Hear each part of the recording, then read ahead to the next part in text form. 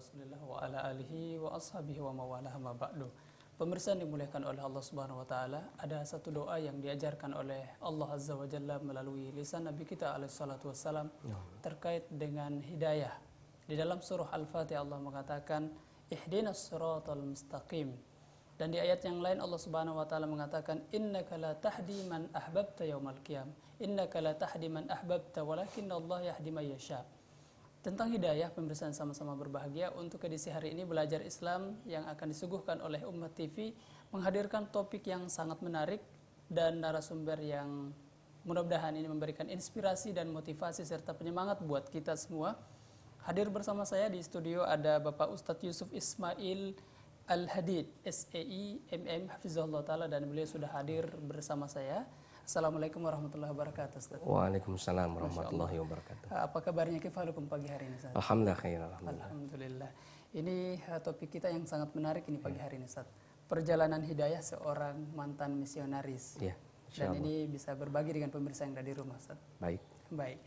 Tema kita di pagi hari ini terkait dengan kisah perjalanan hidayah beliau menuju hidayah Allah Subhanahu wa taala, perjalanan hidayah seorang mantan misionaris. Dan semoga Allah Subhanahu wa taala menguatkan kita dengan kisah perjalanan hidayah beliau yang sangat indah. Baik, untuk efisiensi waktu, kita langsung menyimak kisah perjalanan hidayah sang mantan misionaris. Fal fursah mutaha li fadilatihi falyatafaddal mashkuran wa ma'juran. Silakan, Ustaz. Bismillahirrahmanirrahim. Alhamdulillah pagi hari ini saya bisa bersilaturahim di Ummah TV untuk menceritakan sekilas mengenai bagaimana Allah Subhanahu wa taala memberikan hidayah kepada saya pribadi dan juga keluarga.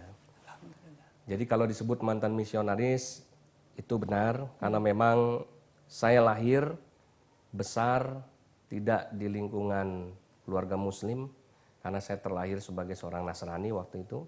Kemudian dari keluarga besar Kristen yang sangat fanatik dan taat kepada Yesus Kristus sebagai Tuhan kami dulu.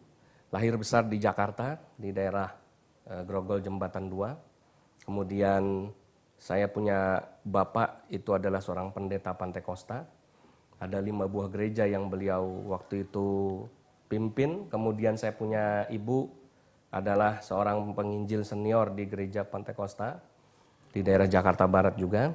Dan kami keluarga besar kami semuanya keluarga besar Kristen. Jadi belum ada yang jadi Islam kecuali saya dan keluarga akhirnya yang dapat hidayah dari Allah Subhanahu wa taala. Papa saya orang Manado, keturunan Belanda. Nama lengkapnya biasa dipanggil di gereja dulu adalah Mr. Inderrechten Rudi Rudolf Otto Fortze. Mama saya Cina Jakarta, nama aslinya Li Tianyo, tetapi nama KTP-nya karena zaman Orde Lama dulu orang Chinese tidak boleh pakai nama asli, nama KTP-nya Ripka Hartini. Saya lahir juga namanya bukan Yusuf Ismail Al-Hadid, itu nama muslim, nama hijrah. Alhamdulillah. Jadi nama asli saya adalah Yori Yonatan Fortze. Itu nama Kristen, nama waktu lahir dan sampai masuk Islam. Jadi alhamdulillah istimewanya perjalanan hidayah Allah ini, biasanya kalau mu'alaf itu masuk Islam, ada anaknya masuk Islam, bapaknya tidak. Ada suami masuk Islam, istrinya enggak. Nah, ini akhirnya jadi perpecahan. Nah, kalau di keluarga kami ini istimewanya adalah satu keluarga masuk Islam semua. Jadi alhamdulillah papa saya, kemudian adik saya paling besar waktu itu di rumah. Jadi adik saya 2 orang perempuan namanya Yona Yohana dan Yesi Yesika namanya. Kemudian yang terakhir saya dan mama saya masuk Islam menyusul. Nah, jadi urutannya pertama kali dikasih hidayah sama Allah Subhanahu wa taala ini istimewa, bukan saya dulu. Kalau barangkali dulu yang masuk Islam saya, papa saya nggak jadi Islam, mama saya nggak jadi Islam. Tapi alhamdulillah Allah menunjukkan kehebatannya, yang ditundukkan oleh Allah adalah papa saya dulu yang pendetanya malah. Nah, awal kisahnya adalah sekitar tahun 1988, waktu itu papa kami harus membaptis satu keluarga muslim, kebetulan namanya juga Abdullah nih. Cuma bukan Abdullah Said gitu. Seperti host kita. Namanya Abdullah, tinggalnya di daerah Kapuk Muara di Jakarta Barat sana. Daerah tersebut daerah kumuh, daerah orang-orang miskin. Nah, karena sudah 5 bulan dibantu oleh gereja, kemudian dikasih penginjilan ya namanya. Akhirnya lama-lama saat keluarga ini tertarik untuk bisa pindah ke Kristen. Nah, karena kalau sudah mau masuk Kristen, tugasnya pendeta sebagai gembala sidang untuk membaptis. Akhirnya papa datang ke rumah si Abdullah dalam rangka mempersiapkan keluarga ini supaya dibaptis ya. Nah, ketika berkunjung ke rumahnya Abdullah, kemudian terjadi ya dialog ringan yang waktu itu intinya adalah papa saya bertanya sama Abdullah, Abdullah, apa betul kamu itu mau masuk Kristen? Betul, Pak Pendeta. Kenapa mau masuk Kristen? Karena saya stres jadi orang Islam. Orang Islam tuh banyak, apa haji-haji kaya-kaya, tetangga saya juga banyak yang kaya, tapi nggak ada yang mau peduli sama saya. Tapi kok ada orang dari agama lain, saya nggak kenal, bahkan bukan seagama, tapi mau baik sama saya dan terus-menerus mau membantu saya. Ini yang membuat saya akhirnya sadar bahwa memang Yesus Kristus adalah Tuhan yang pengasih. Akhirnya papa saya kemudian memantapkan kembali langkahnya Abdullah, mempersiapkan dia supaya siap dibaptis. Nah, tapi kemudian papa saya meminta satu syarat sederhana, yang waktu itu secara spontan papa saya nunjuk ini, Abdullah kalau kamu mau besok mau pindah agama jadi Kristen, syarat yang pertama paling gampang adalah tolong kamu copot dulu atribut-atribut Islam di dalam rumah kamu ini, karena biasa kalau seorang Muslim ya, kita tahu Muslim atau non Muslim kan dari rumahnya udah kelihatan atributnya. Ada kaligrafi. Ya betul. Nah, maka dicopotlah atribut-atribut itu. Nah, ada satu kaligrafi berbahasa Arab kira-kira panjang 15 cm, lebar 5 cm. Dicopot, sobek karena ditempel waktu itu. Nah, papa saya pengen tanya sama Abdullah, apa itu Abdullah? Itu kaligrafi kalimat syahadat, Pak Pendeta. Apa itu kalimat syahadat, iman dasarnya orang Islam? Bagaimana bunyinya? Asyhadu an la ilaha illallah. Jangan baca mantra-mantra itu. Apa artinya aja? Karena orang Kristen agak alergi sama bacaan-bacaan Quran, karena dianggap ini magic kan, black magic kan. Akhirnya dijelaskan bahwa kalimat syahadat itu bunyinya tiada Tuhan selain Allah, Muhammad utusan Allah. Oh, copot, nanti saya ganti salib di sini. Kalau ada salib di sini, rezeki datang ke rumah, kedamaian, ketentraman buat kamu akan datang ke dalam, dan setan-setan nggak ada yang berani masuk ke dalam rumah. Baik, dicopot itu kalimat syahadat. Nah, karena si Abdullah mau masuk Kristen, besok akan setelah dibaptis akan diganti dengan salib dan juga banyak kaligrafi Kristen. Copotlah waktu itu, ya selesai acara copot mencopot, kemudian pamit pulang. Nah, perjalanan pulang dari tempat Abdullah ini yang membuat bapak saya takjub karena awal dapat hidayah. Jadi dalam perjalanan pulang kembali dari tempat Abdullah ke rumah, ini papa saya di dalam mobil mendengar suara bunyinya tiada Tuhan selain Allah, Muhammad utusan Allah.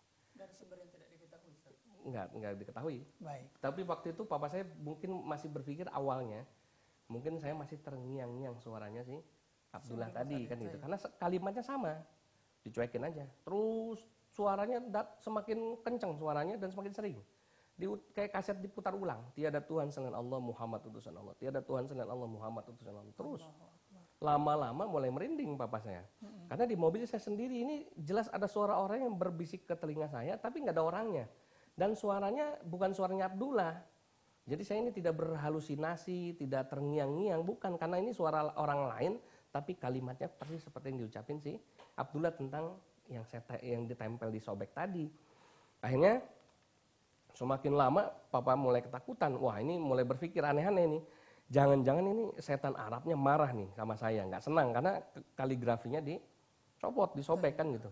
Akhirnya papa saya berhenti sebentar, ya, kemudian dia menepikan mobil, dia berdoa. Karena seorang orang Kristiani kalau udah kemasukan atau diganggu sama namanya kuasa-kuasa kegelapan atau kuasa-kuasa roh sesat gitu ya, akan dia berdoa minta pertolongan kepada Yesus untuk bisa mengusir roh-roh jahat ini. Papa saya berdoa. Ya, kalau dulu berdoanya begini gitu ya, sekarang begini. Nah, makanya orang Islam berdoa lebih barokah, karena siap menerima. Kalau berdoa begini nggak siap kan namanya. Terbelenggu namanya. Ya, terbelenggu dan diikat ya. Baik. Akhirnya, tapi dulu keyakinan kami seperti itu. Berdoa untuk mengusir kuasa-kuasa kegelapan ini. Selesai berdoa, lanjut perjalanan. Di perjalanan berikutnya suara ini nggak hilang, malah semakin keras dan semakin sering. Tiada Tuhan selain Allah, Muhammad utusan Allah. Tiada Tuhan selain Allah, Muhammad utusan Allah. Terus begitu aja bunyinya. Sampai akhirnya mungkin saya kecapean deh, sampai rumah istirahat nanti hilang mungkin suaranya. Sampai rumah dia istirahat. Nah, ajibnya lagi begitu bangun dari tidur, suara ini nggak hilang, malah bunyinya semakin sering dan semakin keras. Tiada Tuhan selain Allah, Muhammad utusan Allah. Singkat ceritanya, semua aktivitas yang papa saya lakukan itu selalu diikutin sama suara ini. Mau makan tiada Tuhan selain Allah, Muhammad utusan Allah. Mau minum tiada Tuhan selain Allah, Muhammad utusan Allah. Kemana-mana tiada Tuhan selain Allah, Muhammad utusan Allah. Yang lebih anehnya lagi, buka Alkitab atau Injil kalau orang Islam nyebutnya, tiada Tuhan selain Allah, Muhammad utusan Allah. Sedang khotbah di gereja, sedang berapi-api menjelaskan sama umat Kristiani itu. Saudara-saudaraku yang terkasih dalam Yesus, saudara yakin dan percaya bahwa Yesus itu adalah juru selamat dunia, tiada Tuhan selain Allah, Muhammad utusan Allah. Akhirnya bapak saya bingung. Kenapa suara ini ngikutin terus? Berdoa. Udah sebut dalam nama Yesus. Keluar dan pergi kau. Kuasa-kuasa kegelapan. Tiada Tuhan selain Allah. Muhammad utusan Allah. Nah, sampai bapak saya bingung. Mau minta didoain sama pendeta yang lain. Malu. Kan itu kan dia juga pendeta. Dia biasa ngusir setan. Dia biasa doain orang. Masa ngusir setan dalam dirinya gak bisa. Kan gitu. Akhirnya ini yang membuat bapak saya akhirnya bergelut pemikirannya. Sampai akhirnya dapat ide waktu itu. Kira-kira 1 bulan dari peristiwa tadi, siapa tahu dengan mencari informasi siapa sih Allah, siapa sih Muhammad, suara ini berkurang. Tapi gimana caranya? Nggak mungkin dong tanya kiai, tanya ustadz, ya, orang jaga image kan gitu. Akhirnya dapat ide, coba deh cari-cari buku-buku Islam. Dulu belum ada internet, ya. Akhirnya pergi ke depan toko buku Wali Songo di daerah di Jakarta, ya. Di depan toko buku Wali Songo itu banyak hari Minggu pagi sebelum pengajian biasanya di pinggir jalan ada jual buku-buku Islam. Nah, papa saya datang ke sana, tanya sama yang jualan, Pak, saya mau cari buku Islam, Pak. Ini buku Islam semua, Pak. Bapak mau nyari buku apa? Mau nyari judul buku tiada Tuhan selain Allah, Muhammad utusan Allah. Apa ada judul buku begitu kan? Akhirnya sudahlah, cari sendiri, yang penting bukunya buku Islam. Cari buku satu-satu, dilihatin, dicari judul buku yang bagus. Nah, waktu itu papa saya menemukan satu judul buku, judulnya Hidup Sesudah Mati, karangannya B. Arifin. Dibuka, dibaca resensi bukunya, wah ini bagus nih. Menarik, ada judul buku Hidup Sesudah Mati dalam Islam. Tanya sama yang jualan, yang nulis orang Islam, Pak? Iya, orang Islam, Pak. Beli, bawa pulang. Dibaca, selesai dibaca, papa saya mulai takjub. Kok Islam bisa menceritakan rahasia kehidupan setelah kematian? Di Kristen, yang penting you sudah percaya dalam nama Bapa, Anak, dan Roh Kudus, ya sudah dijamin masuk surga. Tidak ada lagi proses alam kubur, lagi kepanjangan yang seperti yang diceritakan di buku itu. Tapi buku ini membuat papa saya menarik, kenapa? Karena ada kehidupan setelah kematian itu. Yang begitu bisa diuraikan dengan baik di dalam buku ini, sehingga papa saya bertanya-tanya dari mana sumbernya. Nah, di situ ada Quran. Akhirnya papa saya beli Quran terjemah. Beli Quran terjemah, dibacanya Quran itu dari awal sampai akhir, khatam yang terjemahan. Ya. Begitu selesai baca Quran terjemahan, pengen baca lagi. Baca lagi yang kedua, selesai lagi. Pengen baca lagi, ulang lagi. Yang ketiga, selesai lagi. Sampai bolak-balik, waktu itu papa saya cerita sampai 7 kali. Dia bolak-balik baca Quran terjemah dari awal sampai akhir. Buat papa saya gampang, mudah sekali baca Quran terjemah. Quran itu kan kalau sama Arabnya jadi tebal, kalau kita baca Indonesia terjemahnya kan jadi tipis. Nah, papa saya biasa baca buku Kristen tuh, ensiklopedia Kristen itu satu buku 600 halaman bisa ada 12 jilid. Jadi baca Quran terjemah mudah, ringan saja. Tapi yang luar biasa, buku yang ringan sederhana ini membuat papa saya berubah cara pandangnya. Komentar dia satu waktu itu. 1001 macam pertanyaan saya dalam kehidupan ini, semua ada jawabannya di dalam Al-Quran. Tapi tidak semuanya bisa dijawab oleh Injil, kitab sucinya dulu. Nah, itu komentarnya dia. Nah, dari situ kemudian merubah kehidupan dia total. Dia mulai belajar Islam, dia mulai memperdalam Islam. Sampai akhirnya alhamdulillah tanggal 13 Januari tahun 94, papa saya resmi mengucapkan 2 kalimat syahadat di daerah Depok, Jawa Barat waktu itu. Untuk pindah agama menjadi muslim. Nah, itu apa? Dari situlah kemudian hidayah Allah berlanjut. 2 minggu setelah papa saya masuk Islam, adik saya 2 orang, Yona Yohana dan Jessica masuk Islam.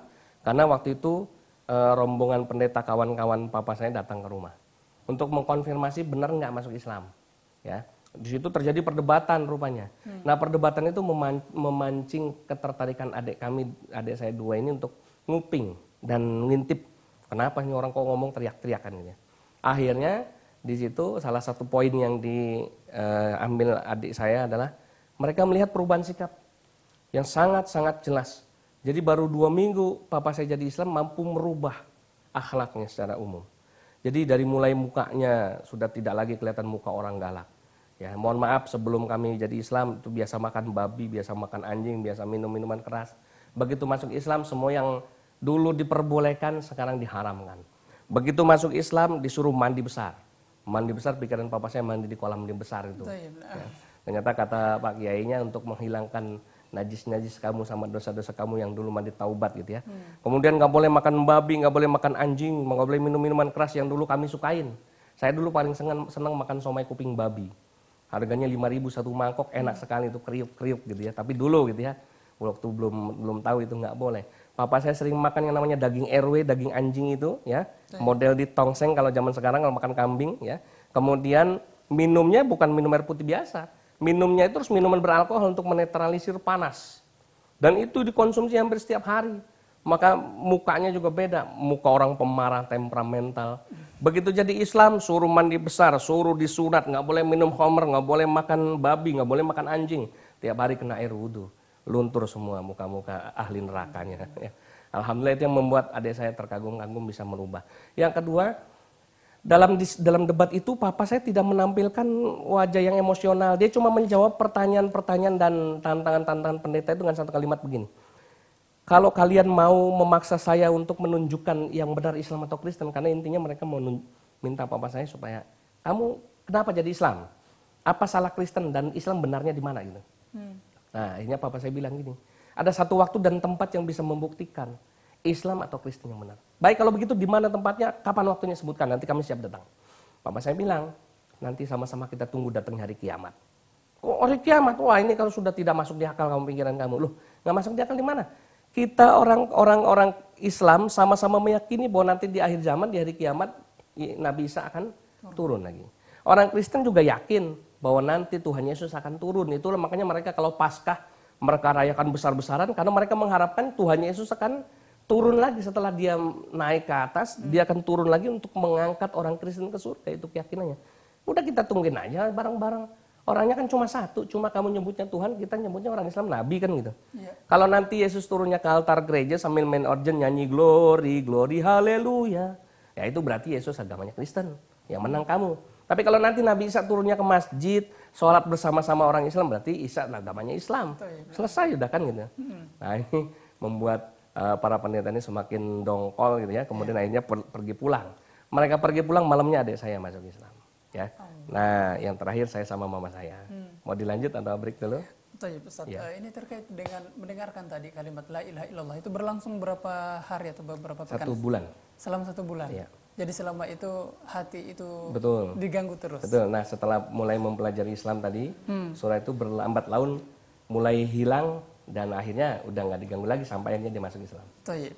Ya. Baik pemirsa yang sama-sama berbahagia, ini kisah awal dari perjalanan beliau dan diawali oleh kisah sang orang tua yang mendengarkan kalimat la ilaha illallah. Saya akan kembali selepas kita menyimak tidak berikut ini, tetap di Umat TV, Cahaya Umat dan Bangsa.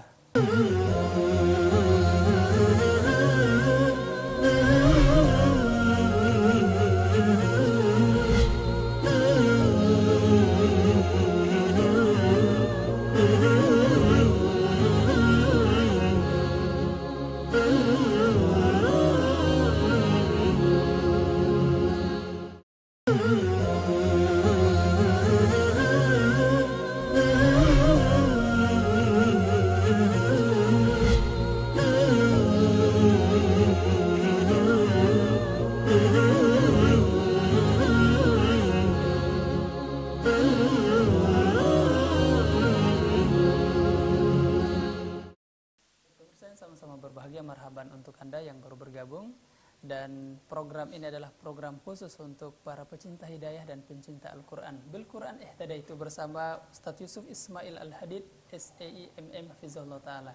Dan sesi kedua ini adalah kisah beliau secara pribadi, bagaimana bisa mendapatkan hidayah dari Allah Subhanahu wa Ta'ala. Tadi sudah disebutkan tentang awal orang tua mendapatkan hidayah, Ustaz. Kalimat kaligrafi la ilaha illallah yang dicabut ternyata mengiang-ngiang di kuping. Betul. Nah, kalau untuk Ustadz sendiri awalnya bagaimana, Ustadz? Apakah ada momen yang mungkin momen itu tidak akan terlupakan sama sekali, Ustadz? Ya. Bismillahirrahmanirrahim. Jadi setelah papa dan adik masuk Islam, ada waktu itu pendeta studi saya namanya Om Ruslim, biasa dipanggil di gereja waktu itu. Bilang begini, Islam itu virus. Kalau virus ini nggak dicegah, maka virus itu bisa menjangkit kalian. Sekarang apa proteksi yang harus kalian lakukan berdua? Kalian tuh maksudnya saya dan mama. Karena ini masih berdua yang belum menjadi Islam. Betul. Ya. Kemudian kami bertanya sama gereja, apa yang kalau begitu harus kami lakukan sebaiknya? Nah, maka disarankan bahwa kalian harus keluar dari rumah itu. Nggak boleh satu rumah lagi dengan orang yang sudah murtad dari Yesus. Nah, gitu. Maka kamu harus pindah, harus keluar rumah, nanti kita siapin tempat, nggak usah kamu pikir tentang kehidupan kamu. Gereja nanti yang akan memberikan kehidupan sama kamu. Akhirnya oke, kami setuju-setuju aja. Namanya biasa, kita biasa hidup di gereja. Saya juga dulu disebut sales gereja gitu ya. Mama saya juga penginjil, kenapa harus khawatir kan begitu. Akhirnya saya setuju, mama setuju, tapi kemudian mama saya bilang begini, boleh nggak kami berdua pamitan baik-baik, kemudian sedikit pressure kepada papa dengan ancaman kalau papa nggak kembali dan adik-adik anak-anak yang perempuan ini nggak kembali ke Kristen, kami pergi dari rumah. Siapa tahu dengan ada tekanan begitu, dia berpikir ulang gitu ya. Oke deh, kalau sekedar pamit nggak apa-apa kan ini kan. Ya udah, kami kembali ke rumah dan mereka pamit-pamit, kemudian pengen pergi dari rumah. Nah kemudian di situ mulai terjadi inilah pembicaraan awal. Jadi mama membuka dengan papa bahwa ini dari gereja dan kami sudah memutuskan bahwa kami akan pergi dari rumah kalau papa dan anak-anak, maksudnya adik-adik saya 2 perempuan itu, meneruskan di Islam. Ya, kami akan pergi dari rumah ini. Tapi kalau mau kembali ke Kristen, kita akan tetap sama-sama. Gitu ya.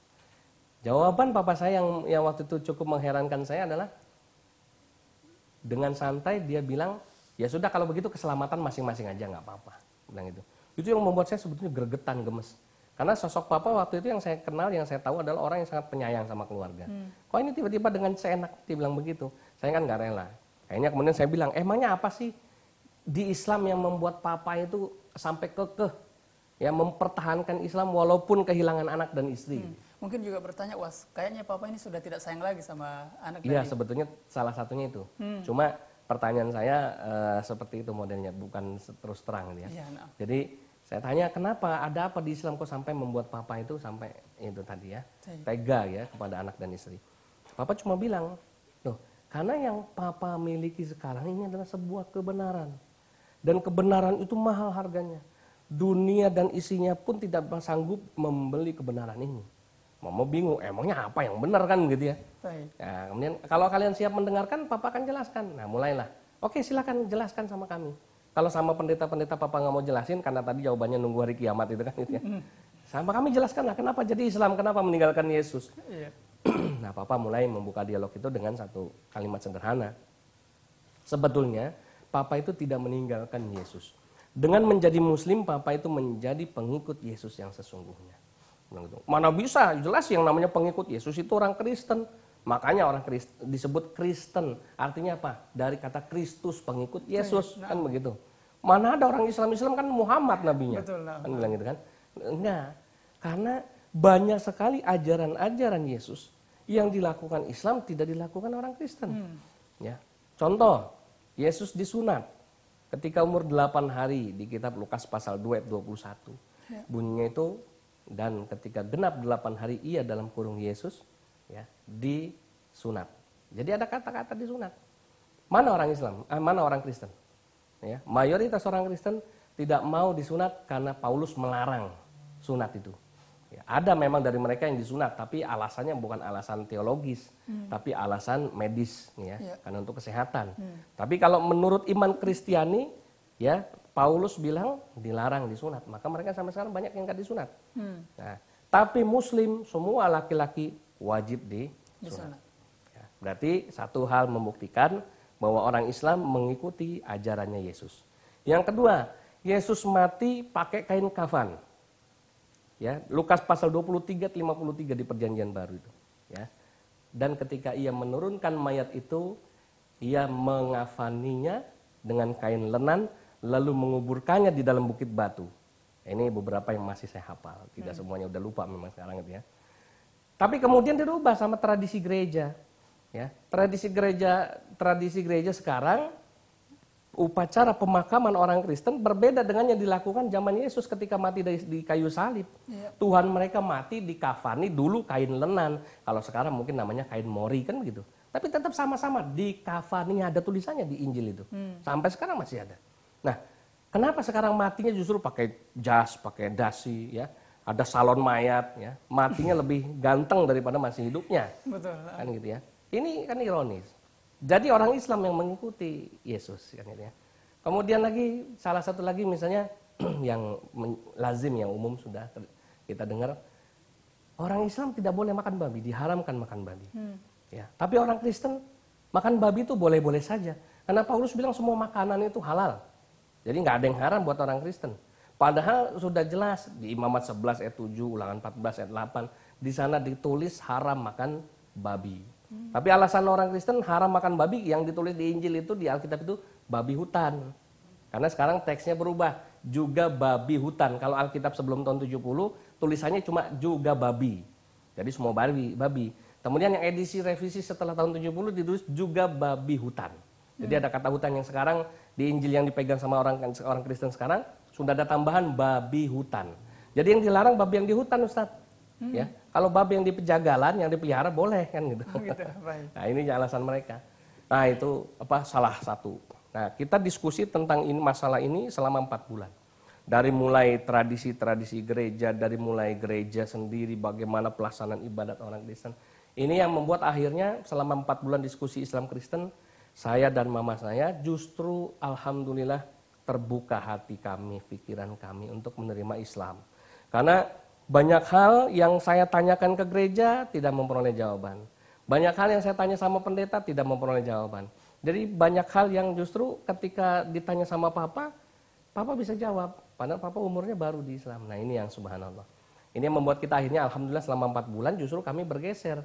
Kami lebih senang kok mendengarkan kisah tentang bagaimana kebenaran Islam. Daripada tentang Kristen, setiap ditanya nggak bisa jawab. Saya tanya sama pendeta studi nggak bisa jawab. Tanya sama yang lain nggak bisa jawab juga. Buntu semuanya. Intinya alasannya adalah bahwa iman itu bukan kepada perdebatan. Iman itu bukan untuk didebatkan, ini jawaban pendeta. Iman itu untuk diyakini, dipercayai 100%, tidak boleh ada keraguan-raguan. Cuma itu aja. Ya sudah, ini selalu ditelan mentah-mentah. Walaupun ada 1000 pertanyaan, tidak perlu bertanya karena jalan pikiran Tuhan tidak sama dengan jalan pikiran manusia. Itu jawabannya. Jadi selama ini orang tua Papa ini, Bapak, apakah tidak ada penekanan dari beliau untuk kita harus masuk Islam bersama Ibu? Jadi alhamdulillah kalau Papa waktu itu tidak pernah memang mengajak kita masuk Islam. Tapi caranya pinter. Karena dia tahu kalau dia mengajak secara langsung pasti tidak akan diterima. Nah, caranya adalah sebetulnya mengajak juga, tetapi mengajaknya ini dengan bukti-bukti. Jadi dia lebih kepada membeberkan dulu faktanya, buktinya. Nah, baru terakhir kita disuruh mikir. Ya terserah kalian orang-orang dewasa, kalian orang-orang yang cukup cerdas. Apakah kalian mau mengikuti sesuatu yang tidak jelas atau mengikuti sesuatu yang jelas? Jadi cuma itu aja kalimatnya, tapi tidak dalam bentuk ayo kamu masuk Islam, nggak pernah seperti itu. Allahu Akbar. Nah, itu. Metode Nabi Ibrahim alaihissalam yang pernah Insya Allah. dilakukan beliau ketika menghancurkan patung-patung kecil, betul. kemudian meninggalkan patung besar. Satu pertanyaan ini, Ustaz. Apakah orang tua atau Ustadz sendiri pada saat diajak oleh orang tua, apakah tidak merasa, wah ini kayak sesuatu yang baru nih? Apakah tidak ada was-was pada saat itu, Ustadz? Ya, sebetulnya banyak sekali ya perasaan ini berkecamuk. Bahkan kalau masalah was-was itu masih ada ketika awal jadi Islam. Nah, itulah nikmatnya. Makanya moto hidup saya sekarang dan di pesantren yang saya rintis di Gunung Kidul, mari temukan kebenaran dan kemuliaan Islam bersama kami. Jadi kebenaran dan kemuliaan Islam itu satu proses. Yang kedua bisa dibuktikan. Nah, itulah yang melahirkan keyakinan yang membaja. Maka disebut al-hadid kan gitu. Artinya besi kan ya, biar kuat seperti besi. Itu tadi ya. Jadi was-was itu pasti ada. Setiap mualaf mesti mengalami itu. Walaupun dia udah jadi Islam, di awal mesti banyak hal sekali pertanyaan dan hal-hal yang membuat dia masih was-was. Tapi itu tadi, kebenaran harus dibuktikan. Maka pembuktian kebenaran Islam inilah yang menjadikan kami yakin. Nanti akan kita tambahkan lagi. Baik, ya. Saya boleh mengatakan bahwa awal hidayah yang Ustaz dapatkan itu dari dialog Ya, dengan betul. orang tua. Baik, untuk Anda sesi terakhir di pagi hari ini adalah sesi tanya jawab dan dialog dengan beliau, bisa berbagi itu penyemangat juga Ustaz. Ya. Baik, silahkan di 082188356788. Beberapa pertanyaan sudah hadir di meja redaksi kami. Saya akan kembali untuk Anda selepas jeda berikut ini.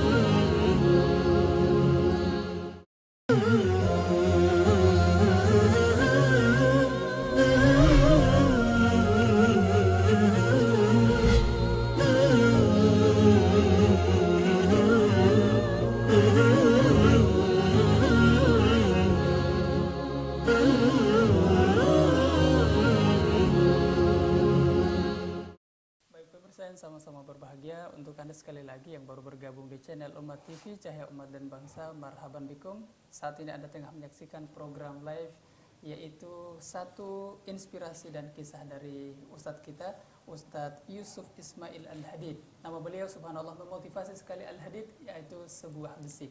Silahkan untuk Anda di 0821 35678. Ya, terkait dengan orang tua yang membaptis seorang atau keluarga muslim, Ya. apakah ada iming-iming tertentu yang diberikan oleh seorang Nasrani ketika membaptis seorang keluarga muslim, Ustaz? Ya, jadi termotivasi oleh ayat di dalam Alkitab Matius 28 ayat 19. Yesus bilang, jadikanlah semua bangsa muridku dan baptislah mereka dalam nama Bapa, Anak, Roh Kudus. Ini disebut di dunia misionaris, ini disebut ayat amanat agung namanya. Dari Tuhan Yesus kepada setiap orang Kristen dan misionaris untuk mencari domba-domba yang hilang. Jadi untuk menarik lagi mereka-mereka di luar Kristen supaya masuk ke dalam Kristen. Maka dilakukan dengan berbagai macam cara, ya.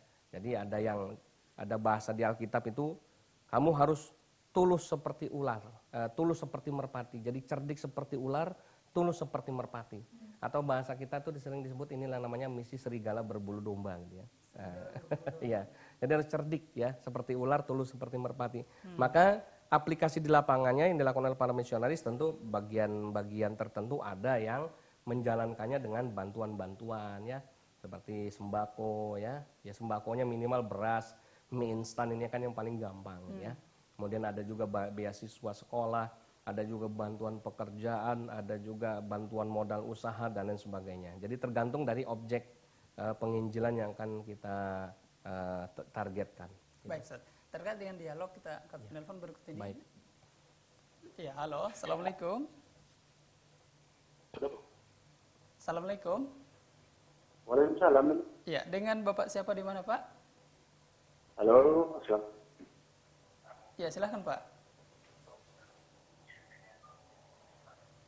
Dan Pak Abdul, saya mau bertanya, ini kan kisah bapaknya Pak, kan mau membak yang bernama apakah Bapak Abdullah jadi masuk di Pak? Sekian, Assalamualaikum. Waalaikumsalam warahmatullahi wabarakatuh. Ya, terkait dengan keluarga Abdullah ya. Tadi mohon maaf lupa diceritain ya. Apakah ini ya. Terima kasih masuk, ya. atau bagaimana, Tadi ada penelpon, Pak. Jadi keluarga Abdullah tetap dikristenkan karena itu kan prosesnya cuma sebentar dari proses penurunan kaligrafi tadi ya. Kira-kira seminggu kemudian tetap dibaptis. Nah, sedangkan proses perjalanan papa saya masuk Islam masih 6 tahun. Jadi tahun 88 sampai tahun 94 gitu ya. Itu yang tadi yang baca Quran berulang-ulang tadi. Jadi Abdullah tetap masuk Kristen ya. Tetap dibaptis masuk Kristen. Dari orang tua, Ustaz, apakah tidak ada perasaan bersalah ketika membaptis seorang muslim karena orang tua Ya. sudah masuk Islam? Papa saya ketika jadi Islam langsung jatuh sakit. Jatuh sakit dan sempat dirawat di beberapa rumah sakit. Ya. Yang kemudian ketika ditanya apa yang menjadikan beban pikiran papa saya oleh waktu itu Ketua Majelis Ulama Indonesia Kota Depok, Jawa Barat, namanya Pak Kiai Haji Ahmad Ridwan, sekarang sudah almarhum, bertanya, apa sih sebetulnya jadi beban pikiran Pak Rudi itu apa setelah jadi Islam? Kan Pak Rudi udah enak, jadi Islam tuh udah diampunin dosa-dosanya kayak bayi baru dilahirkan. Gitu. Terus papa saya cerita, begini Pak Kiai, yang saya jadi pikiran saya itu, saya ini masuk surga nggak Pak Kiai? Masuk surga insya Allah, kan kata Pak Kiai kan gitu. Nah, kalau saya nanti masuk surga, saya khawatir nanti saya didemo oleh karena Satu keluarga tadi. bukan cuma satu keluarga. Bukan cuma satu Jadi papa saya cerita, papa saya itu selama karir menjadi pendeta itu, ya dari awal dia jadi misionaris sampai dia jadi pendeta sampai masuk Islam itu sudah lebih dari 3.000 orang masuk Kristen dan sudah dibaptis di dalam tangan dia, di bawah tangan dia. Iya. Jadi saya membayangkan 3.000 orang yang pernah saya Kristenkan itu berdemonstrasi sama saya, ya itu gara-gara dia. Harusnya saya yang masuk surga, dia yang masuk neraka kan gitu. Ini gara-gara dia, akhirnya saya masuk neraka, kok dia masuk surga kan gitu. Itu yang jadi pikiran papa saya, akhirnya sampai sakit. Nah kemudian Pak Kiai ketawa, Pak Kiai menjelaskan, Pak Rudi di surga nggak ada orang demonstrasi seperti di kita. Nah kalau begitu yang harus saya lakukan apa supaya saya ini tenang hati saya. Nah kemudian Pak Kiai, disitulah untuk pertama kali saya mengenal istilah dakwah. Ya, jadi Pak Kiai menjelaskan Pak Rudi dan keluarga sekarang harus berdakwah baik kepada orang-orang yang pernah dikristenkan maupun dakwah kepada orang Islam juga kepada orang-orang yang belum jadi Islam. Jadi dakwahnya itu 3 itu. Nah, jadi alhamdulillah ketika tanggal 23 Februari 2003 papa saya dipanggil Allah meninggal. Beliau sudah berhasil mengembalikan sekitar 70 orang lagi untuk kembali ke Islam dari yang pernah dimurtadkan tadi ya. Jadi the power of dakwah adalah berbagi. Ya betul sekali, alhamdulillah. Tadi disebutkan ada 3 tipe. Dakwahnya dikhususkan kepada orang Islam mungkin atau mempertahankan bagaimana iman itu harus dijaga, kemudian kepada non Muslim. Iya betul. Itu mengajak mereka untuk masuk Islam. Iya betul sekali. Baik, satu pertanyaan terkait dengan ajaran ini, Ustaz, dari Bapak Zulkifli dari Aceh. Iya. Assalamualaikum warahmatullahi wabarakatuh. Waalaikumsalam warahmatullahi. Di dalam Al-Quran itu ada perintah untuk membangun sebuah masjid. Nah, kalau misalkan di Nasrani, apakah di dalam Injilnya ada juga perintah untuk membangun sebuah gereja? Iya. Terima kasih, ini pertanyaan menarik. Jadi kalau di Islam membangun semua masjid itu adalah perintah dari Allah dan Rasulullah kan gitu ya. Jadi hadisnya terkenal man bana masjidan banallahu baitan fil jannah. Tapi kalau di Kristen apakah ada perintah bangun gereja? Ya akhi, dimanapun antum berada, jangankan perintah bangun gereja, kata gereja saja di dalam Injil itu tidak ada. Jadi boleh dicek, dicari, ditanya sama orang Kristen, bahkan sampai Sri Paus sekalipun, ya di Alkitab yang mereka pegang itu perjanjian lama maupun perjanjian baru, tulisan gereja saja tidak ada. Jadi bagaimana perintah bangun gereja kalau tidak ada tulisannya aja? Beda dengan kita di masjid. Kata masjid di dalam Al-Quran disebut berkali-kali. Contoh aja misalnya di surat At-Taubah 18 kan. Innama ya'muru masajidallah, ditulis kata masjid. Ya kan? Awal surat Al-Isra ya tentang Isra Mi'raj ya, dari mulai Masjidil Haram, Masjidil Aqsa, semua disebut kata masjid. Jadi menandakan bahwa masjid ini adalah tempat ibadah yang sah, legal, langit, dunia dan akhirat gitu ya, bukan cuma sekedar di dunia saja. Tapi kalau gereja, tidak ada kata gereja di dalam kitab sucinya orang Kristen. Karena gereja itu berasal dari bahasa Portugis, asal katanya igreja, yang artinya tempat berkumpul. Maka sekarang orang Kristen sekarang banyak aliran-aliran Kristen yang mendefinisikan gereja itu tidak mesti harus satu bangunan yang ada salibnya, ya kemudian seperti ini bentuknya. Ruko bisa dijadikan gereja, mall bisa dijadikan gereja, kan begitu sekarang. Diskotik sekalipun bisa dijadikan gereja sama mereka dan lain sebagainya. Itulah kelebihan Islam. Baik, satu penelpon kita terima dulu di pagi hari ini. Halo, assalamualaikum.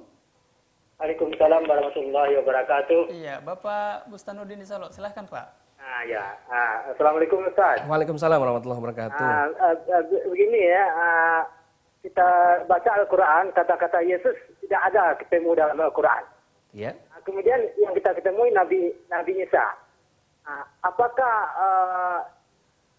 kapan berubahnya Nabi Isa ini berubah menjadi Yesus, Ustaz? Kemudian ibadah-ibadah orang Kristen sekarang ini, apakah betul-betul menurut syariat yang dibawa oleh Nabi Isa? Begitu, mohon penjelasannya Ustaz. Baik. Ya. Sebab kalau sekarang ini umat Kristen kan hari Minggu ke gereja. Ya. Apakah Nabi Isa dulu menetapkan hari Minggu kamu ke gereja? Baik. Mohon penjelasannya Ustaz. Ya. Perubahan Yesus menjadi Isa ini. Isa ini menjadi Yesus Ustaz. Tolong penjelasannya. Baik. Assalamualaikum warahmatullahi wabarakatuh. Waalaikumsalam warahmatullahi wabarakatuh. Di dalam Al-Quran tidak pernah disebut kata-kata Yesus. Ya. Yang ada Nabi Isa bagaimana ini Ustaz? Yesus itu kan bahasa Indonesia, Pak. Ya, jadi kalau dicari di Al-Quran tentu nggak ketemu karena Quran berbahasa Arab. Kata Yesus itu bahasa Indonesia. Di dalam Injil sekalipun yang ada tulisannya Yesus itu kan yang terjemahan bahasa Indonesia. Sedangkan bahasa Ibraninya bukan Yesus, ya. Iya. Tapi ada kata Yesua di sana, gitu ya. Nah, jadi ini permasalahan transliterasi bahasa, jadi dari bahasa asli kemudian menjadi bahasa Indonesianya, ya. Nah, tapi saya tidak mengupas dalam tentang itu karena saya bukan ahli bahasa, karena ini perlu waktu khusus. Tapi nanti kalau Bapak mau hadir jam 8 nanti ada acara seminar nasional perbandingan agama yang mengupas salah satu topiknya adalah tentang Yesus menurut Islam dan menurut Kristen. Nah, nanti jam 8 di Gedung LAN lantai 2 di Jalan Baruga apa tadi ya, agak lupa. Nah, itu Bapak bisa hadir. Ya, jadi atau nanti mungkin dicari informasinya tentang hasil makalahnya. Ada makalah saya, tulisan saya tentang Yesus dalam perspektif Islam dan dalam perspektif Kristen. Itu lebih detail di situ. Kemudian kalau masalah perbedaan ajaran sekarang orang Kristen yang tidak sama lagi dengan Nabi Isa, jelas ya. Jangankan itu tadi di dalam gereja. Jangankan tentang ajaran yang namanya gereja tadi yang saya jelaskan yang tidak ada dalam teks aslinya saja berani mereka imani, kan gitu. Apalagi hal-hal lain, ya banyak sekali ya kalau bahasa kita itu bid'ah yang dilakukan oleh orang Kristen, ya yang sudah tidak sesuai lagi dengan ajaran Yesus yang asli. Nah ini yang jadi kita prihatin, ya. Maka bersyukurlah kita orang Islam karena pedoman kita Quran dan juga Sunnah Rasul yang sudah jelas ada standarisasinya semuanya itu. Baik Ustaz, di dalam ini penanya dari Purwokerto ini Ustaz, Ya. Di dalam kitab Injil apakah ada juga larangan untuk tidak mengkonsumsi babi dan seterusnya Ustaz? Ya. Termasuk minuman keras atau bagaimana Ustaz? Ya, tadi saya sudah sebut ada di kitab Imamat 11 ayat 7 tentang larangan makan babi. Iya. Ya. Minum-minuman keras juga ada. Jadi nanti antum caranya kalau mau tahu lebih banyak tentang ayat-ayat Injil dengan lebih komprehensif dan juga jelas bisa ini download aplikasi Alkitabtronik namanya. Nah, kalau nanti sudah di-download, sudah ada aplikasi itu di bawahnya ada ini konten tentang searching ayat. Masukkan aja di situ tentang misalnya minuman keras gitu, atau khamar atau minuman beralkohol. Klik aja nanti, klik pencarian, nanti muncul di situ. Apakah ada pelarangan, apakah ada perintah dan lain sebagainya. Itu lebih bagus karena kita merujuk pada sumber aslinya. Dan di situ kita bisa belajar ternyata subhanallah Quran itu lebih lengkap ketimbang Injil. Taib. Dua pertanyaan dari hamba Allah nih Ustaz terkait dengan mendapatkan hidayah. Ya. Sudah sejak berapa lama masuk Islam Ustaz? Saya masuk Islam tanggal 1 Mei tahun 1994. Jadi sudah kurang lebih 21 tahun. Ya, alhamdulillah sampai sekarang. Baik. Menjadi seorang Nasrani sebelumnya, apakah ada pertanyaan yang di dalam hati bahwa kenapa kok kitab Injil seorang Nasrani itu selalu ada revisi? Ya. Apakah ada pertanyaan seperti itu Ustaz dari diri Ya. sendiri? Inilah Masya Allah ya, kebenaran dari Quran ya. Allah bilang bismillahirrahmanirrahim, khatamallahu ala qulubihim wa ala sam'ihim wa ala absarihim ya. Ila akhiri ayat. Dulu itu eranya saya nggak pernah merasa ada sesuatu yang aneh, yang janggal. Walaupun di setiap materi, karena dulu saya juga sekolah di International Student of Bible Society di Jakarta Barat, di sekolah misionaris. Ya, itu juga mengupas tentang Alkitab, tentang Injil. Ya disampaikan sama mereka, tidak ditutupi.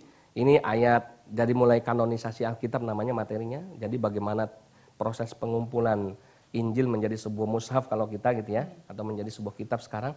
Setiap revisi-revisi itu kita baca ini, misalnya contoh ada Alkitab tulisannya RVS atau Revised RSV Revised Standard Version.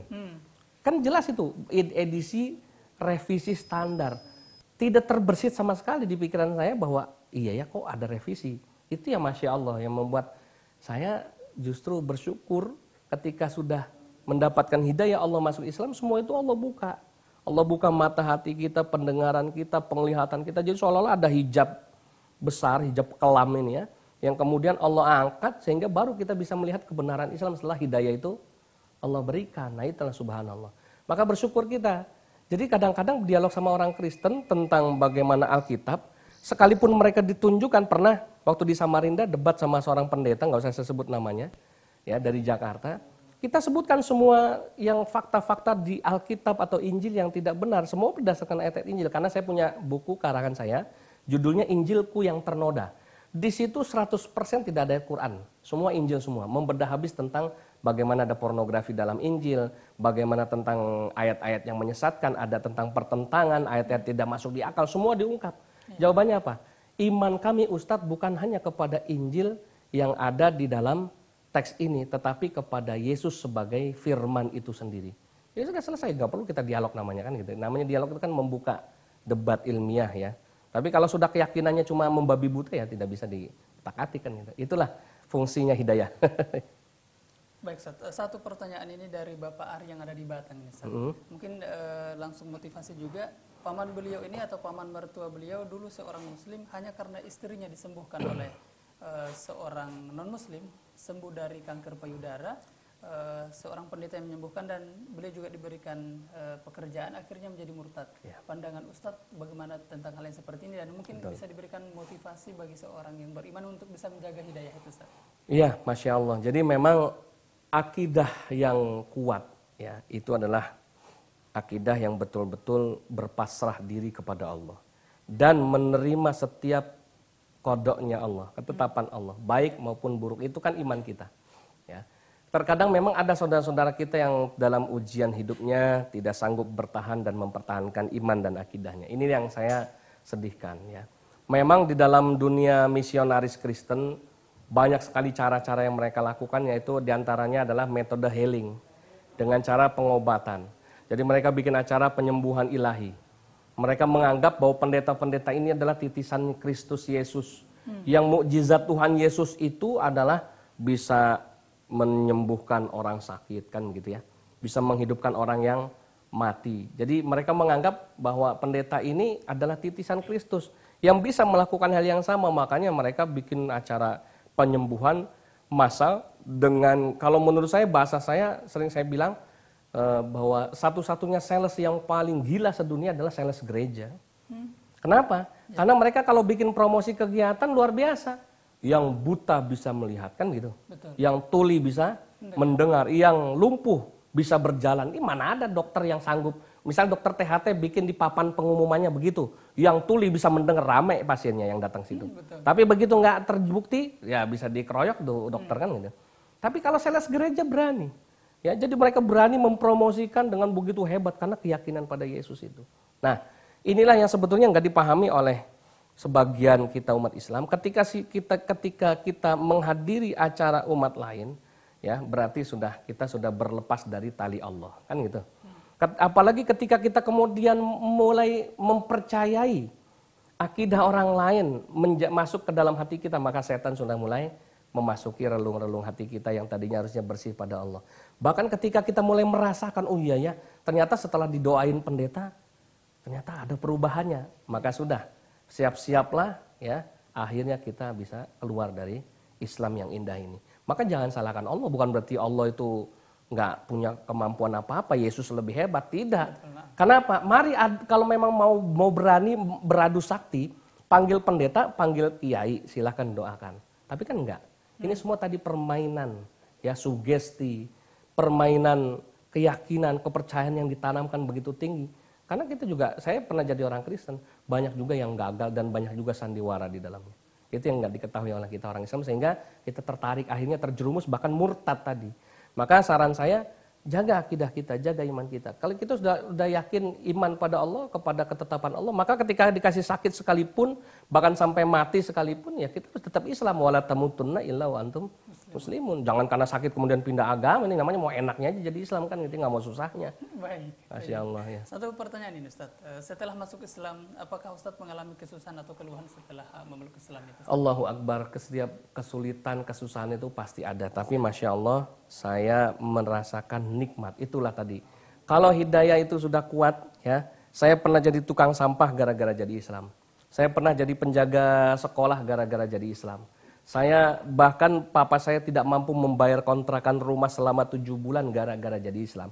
Ya, semua ibu saya harus jadi kuli cuci gara-gara jadi Islam. Ya, saya harus sekolah di sekolah yang bukan bayangan saya dulu. Saya dulu sekolah di International School. Kemudian masuk Islam, saya masuk pondok pesantren, di pondok pesantren Al-Fauzi, Cipayung, Bogor. Masya Allah, fasilitasnya tentu sangat berbeda dengan yang ada di sekolah Kristen. Tapi semua saya jalankan dengan penuh keyakinan bahwa Allah Subhanahu wa Ta'ala tidak menjadikan semua ini sia-sia. Itu keyakinan saya. Saya yakin bahwa satu saat Allah akan membuktikan, ya, bagaimana kebenaran Islam ini bisa saya rasakan langsung. Nah, alhamdulillah, kesulitan demi kesulitan karena iman yang benar, akidah yang kuat yang saya bangun, itu semuanya bisa terlewati dan alhamdulillah sampai sekarang saya merasa selalu fa inna ma'al usri yusra, inna ma'al usri yusra. Jadi setelah kesulitan pasti ada kemudahan dan setelah kesulitan pasti ada kemudahan. Alhamdulillah. Baik, Ustaz. Satu pertanyaan mungkin Ustaz, atau motivasi bagi seorang yang beriman, seorang muslim untuk bisa menjaga keimanan dan akidah itu, Ustaz. Ya. Sebetulnya kalau kita mau merasakan dengan yakin dan sungguh-sungguh, kita sudah termotivasi, ya, dengan Islam yang kita miliki. Contoh kecil. Di pesantren saya di Gunung Kidul, saya membina selain anak-anak duafa, fakir miskin, yatim, piatu yang sudah dari kecil Islam, juga membina para mu'alaf yang baru-baru masuk Islam. Ya.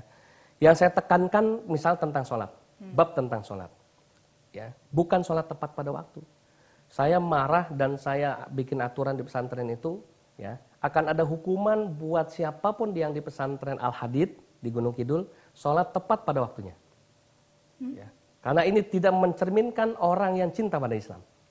Lantas yang seperti apa? Saya bilang kamu harus sholat itu bukan tepat waktu, tapi menunggu datangnya waktu sholat. Allahu Akbar. Ya. Karena orang yang menunggu datangnya waktu sholat itu adalah pecinta. Pecinta itu orang yang sudah merasakan nikmatnya. Kalau tepat waktu itu kepepet dan memang udah kewajibannya kan begitu. Itu contoh tentang yang ringan aja tentang sholat. Nah, ini yang kita tanamkan sehingga buat orang-orang yang baru masuk Islam dia bisa tahu, oh ternyata kita kalau sholat itu harus kita tunggu ya. Ternyata sholat itu asik, sholat itu nikmat. Yang kedua saya selalu bilang kepada mu'alaf misalnya dan juga kepada yang Islam dari lahir, apa musik atau alunan irama yang paling indah menurut antum semua? Ada yang bilang wah ada yang bilang piano, gitar, musik dangdut, pop lain sebagainya. Saya bilang salah. Buat kita yang sudah jadi Islam coba perhatikan, simak dengan baik. Yang paling indah lantunan musik atau irama nomor 1 adalah lantunan kita membaca Al-Quran. Ketika kita baca A'udzubillahi minasyaitonirrajim. Dulu saya bermusik. Saya musisi gereja, jago main gitar. Ya, mau susah, mau seneng orang Kristen itu main gitar. Orang mati dia bawa gitar. Dia nyanyi. Ya, orang sakit dia nyanyi. Ya. Tapi sekarang kemana-mana saya selalu bawa Al-Quran. Kenapa? Al-Quran itu penghibur. Al-Quran itu musik yang paling indah. Yang kedua apa? Panggilan azan. Allahu Akbar, Allahu Akbar. Kita dengarkan simak baik-baik. Wah luar biasa itu indah sekali. Tenang rasanya. Tenang rasanya itu suara langit. Nah jadi bagaimana kita menanamkan keyakinan ini pada diri kita. Ini yang paling penting. Kadang-kadang kita jadi Islam ini ya dari lahir merasa ya udah gue begini-gini aja. Dari lahir juga Islam. Sekarang Islam ya udah besok mati Islam. Cuma gitu aja. Yang baru jadi Islam merasa berlindung di balik label mu'alafnya. Nah, makanya di sini saya menghimbau karena kebetulan saya ke Makassar dalam porsi sebagai ketua umum Forum Arimatea, ya, advokasi rehabilitasi akidah, advokasi rehabilitasi imunisasi akidah yang terpadu efektif dan aktual singkatannya, yang hari ini mengadakan kegiatan seminar nasional perbandingan agama, menghimbau pada kita semua bagi para mualaf atau bagi orang-orang yang masih ada di persimpangan jalan, karena banyak orang Islam yang masih ada di persimpangan jalan yang bingung ya, mau maju, mundur, kiri, kanan, maka datang ke Forum Arimatea ya, atau ke majelis-majelis terdekat, atau datang kepada ulama, bertanya, sharing, minta petunjuk, ini yang paling penting. Karena ini yang akan mengarahkan kita menjadi muslim yang baik.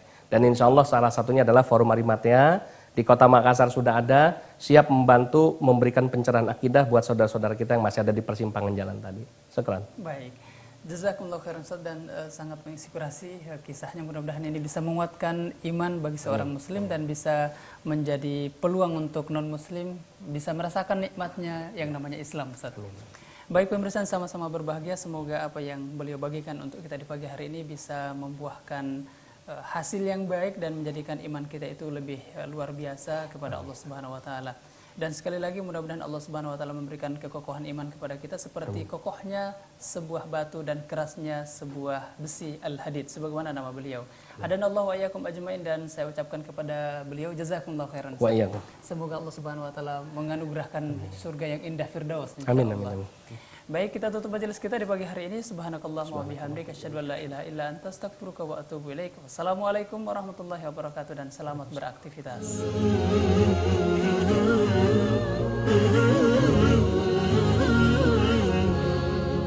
Oh